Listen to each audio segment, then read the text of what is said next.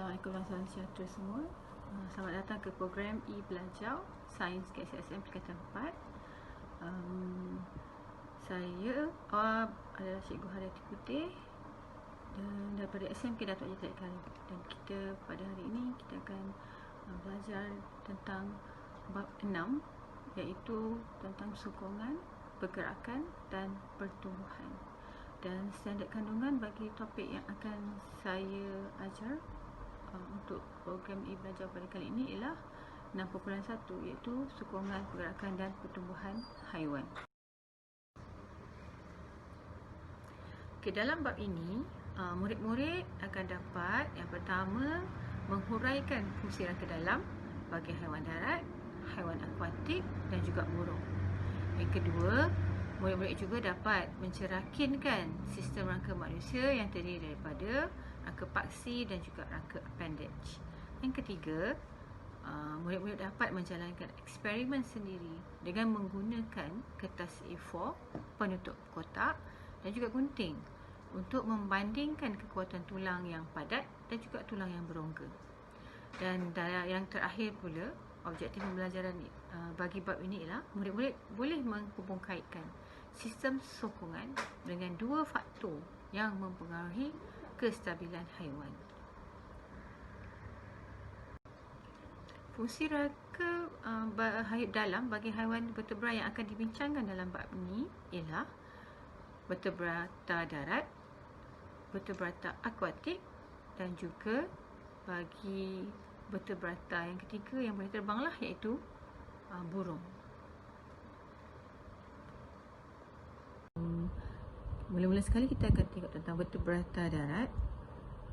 Vertebrata darat biasanya mempunyai rangka dalam yang besar dan kuat. Dan fungsi rangka dalam bagi vertebrata darat ini ialah pertama ialah untuk menyokong berat badan, kedua memberi bentuk badan, dan yang ketiga untuk melindungi organ dalaman haiwan vertebrata darat ini. Berat badan haiwan vertebrata darat ini pula disokong oleh lengkungan pectoral dan juga lengkungan pelvis. Kedua-dua lengkungan ini dia bersendi dengan kaki, murid-murid. Bagi haiwan vertebrata darat ini juga, mereka mempunyai sistem rangka dan turus vertebra yang melengkung. Ini penting untuk tingkatkan sokongan dan kestabilan. Dan ini juga dapat mengagih berat ke seluruh sistem rangka. Okey, kita boleh perhatikan pada gambar ini sistem rangka bagi seekor gajah. Lengkungan pectoral adalah pada anggota hadapan gajah ini, dan kita boleh tengok lengkungan pectoral ini bersendi dengan bahagian kaki di hadapan. Manakala untuk lengkungan pelvis pula, ia adalah merupakan anggota belakang bagi haiwan vertebrata darat ni, dan lengkungan pelvis ni bersendi pula dengan kaki pada bahagian belakang. Bagi vertebrata akuatik pula, seperti ikan, biasanya vertebrata akuatik ini mempunyai rangka dalam yang kecil berbanding badannya. Dan begitu juga dengan lengkungan pectoral dan lengkungan pelvis adalah kecil dan lemah. Okay, contoh kalau kita perhatikan pada ikan paus ni, lengkungan pectoral dan lengkungan pelvis ni adalah kecil sahaja, ya murid-murid. Tapi walaupun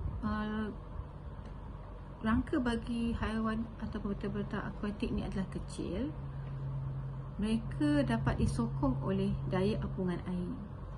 Jadi oleh itu vertebrata akuatik boleh membesar lebih daripada saiz rangka kerana berat badan haiwan tersebut disokong oleh daya apungan air.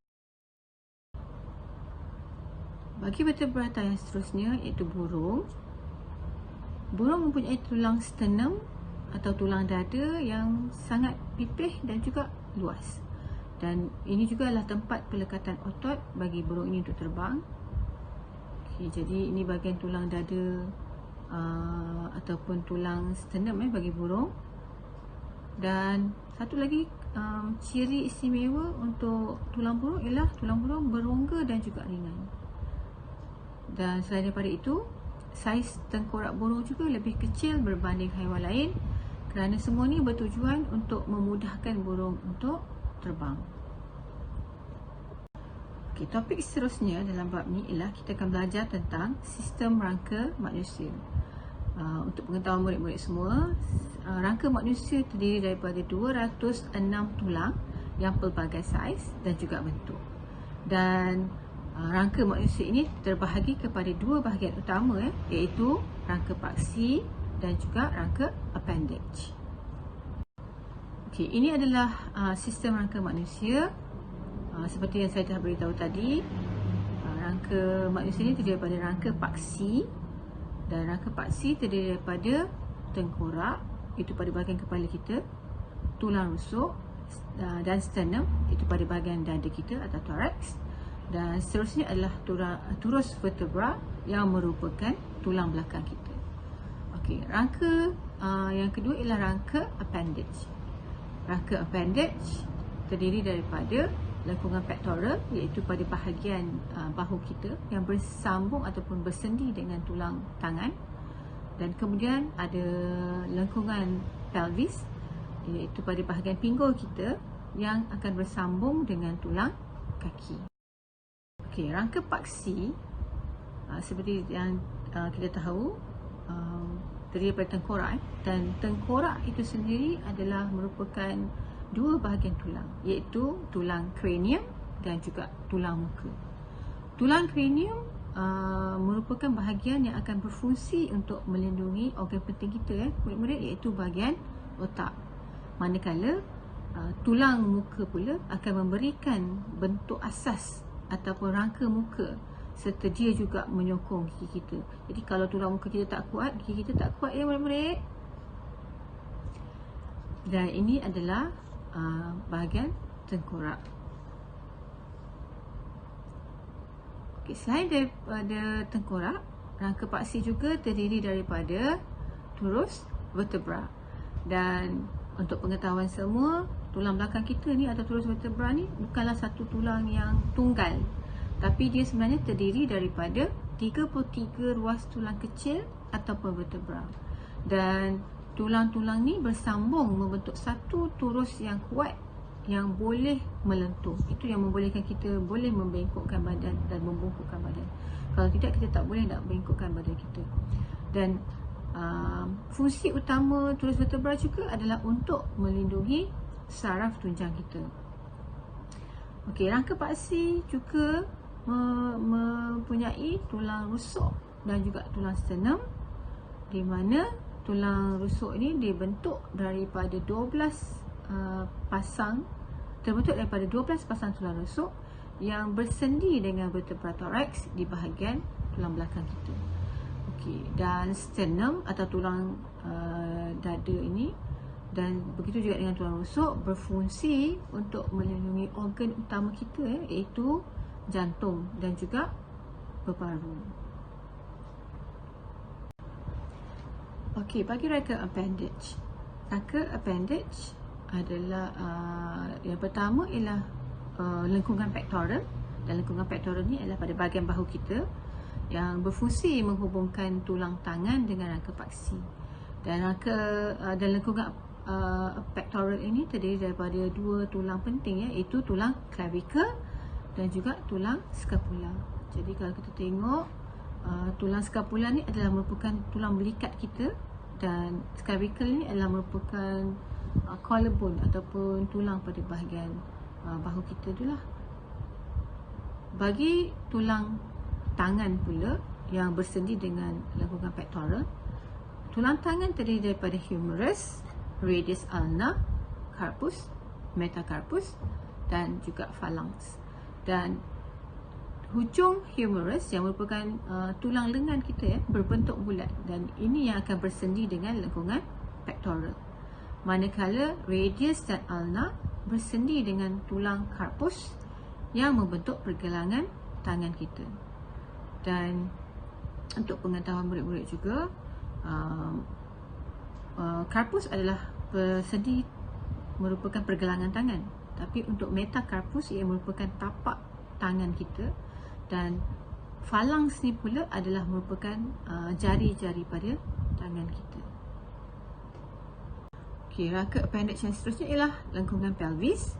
Lengkungan pelvis ni bersendi dengan rangka paksi dan fungsi lengkungan pelvis ialah untuk menyokong berat badan, dan yang kedua adalah melindungi pundi kencing dan juga organ pembiakan. Dan ini merupakan lengkungan pelvis kita itu pada bahagian pinggul. Okey, lengkungan pelvis ni pula bersendi dengan tulang kaki, di mana tulang kaki kita terdiri daripada pertama femur yang pada bahagian hujungnya berbentuk bulat dan bersendi dengan lengkungan pelvis. Seterusnya tulang betis kita iaitu tibia dan fibula yang bersendi pula dengan tulang tarsus. Tulang tarsus ni adalah tulang pada pergelangan kaki kita. Tarsus pula nanti akan bersendi dengan tulang metatarsus, yang mana metatarsus ni merupakan tulang kepada tapak kaki kita, dan seterusnya bersendi pula dengan tulang phalanx. Tulang phalanx nama sama seperti jari pada tangan kita, tapi phalanx juga adalah merupakan tulang jari pada bahagian kaki manusia. Okey, kita juga boleh untuk membuat perbandingan antara kekuatan tulang yang padat dan tulang yang berongga. Jadi tulang yang padat ni biasanya besar, padat dan kuat, manakala tulang yang berongga pula adalah ringan dan kuat. Tetapi walaupun tulang padat ni adalah besar, padat dan kuat, ia akan menyebabkan vertebrata ataupun haiwan bergerak secara perlahan sedikit berbanding dengan haiwan vertebrata yang mempunyai tulang berongga. Pergerakan mereka akan jadi lebih cepat.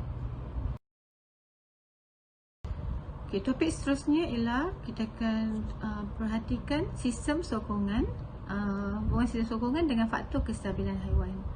Dan faktor kestabilan haiwan ni ada dua ya, iaitu pusat graviti dan juga luas tapak. Okey, pusat graviti. Apakah pusat graviti? Jadi pusat graviti ni murid-murid ialah titik keseimbangan suatu sistem sokongan ataupun objek.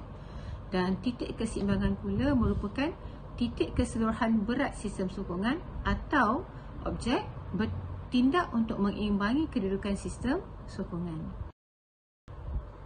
Faktor-faktor yang mempengaruhi kestabilan ialah pusat graviti dan juga luas tapak.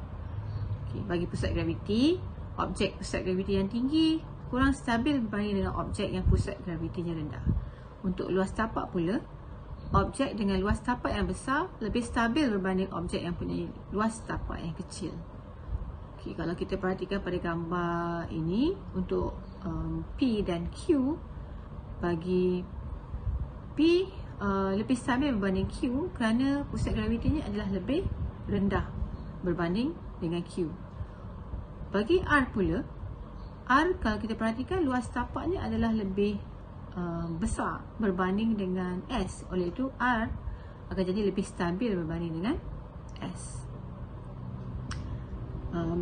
Satu eksperimen boleh dilakukan oleh murid-murid iaitu pada buku teks di muka surat 124 dan 125, iaitu eksperimen 6.1, di mana eksperimen ini kita boleh lihatlah perbezaan antara kita boleh melihat bagaimana faktor-faktor ini boleh mempengaruhi kestabilan bagi objek-objek yang kita buat untuk eksperimen tersebut lah. Topik seterusnya ialah kita nak lihat tentang masalah kestabilan bagi haiwan. Jadi biasanya kalau kita tengok macam zirafah, zirafah dia sangat tinggi, dan bila kita lihat pada salah satu faktor tadi iaitu faktor pusat graviti, zirafah akan mempunyai masalah untuk menstabilkan badannya. So apa yang zirafah buat ialah dia akan tambahkan luas sistem sokongannya dengan membuka kaki zirafah. Jadi itu akan membolehkan pusat graviti zirafah tersebut menjadi lebih rendah dan menyebabkan zirafah itu menjadi lebih stabil. So ini yang dilakukan oleh zirafah lah apabila dia nak hendak minum air. Okey, bagi haiwan kangaroo pula, haiwan kangaroo dia mempunyai ciri istimewa untuk menyokong badannya, di mana dia akan menggunakan ekor sebagai sistem sokongannya yang ketiga, dan itu akan menyebabkan dia jadi lebih stabil. So apa yang dilakukan di sini ialah kangaroo itu menambah luas tapak untuk dia berdiri dengan lebih stabil. Kita nampaklah kangaroo tu melompat-lompat suka sebab dia lebih stabil. Baiklah murid-murid, kita dah sampai ke penghujung tajuk bab 6.1 ini, dan saya, Cikgu Ahmad berharaplah murid-murid dapat memahami tajuk ini dengan lebih mudah dengan bantuan daripada video ini. Dengan itu saya juga ingin mengucapkan terima kasih kepada pihak-pihak yang terlibat, iaitu Jabatan Pendidikan Negeri Melaka, Majlis Guru Cemerlang Melaka dan juga guru-guru sains Negeri Melaka. Assalamualaikum warahmatullahi wabarakatuh.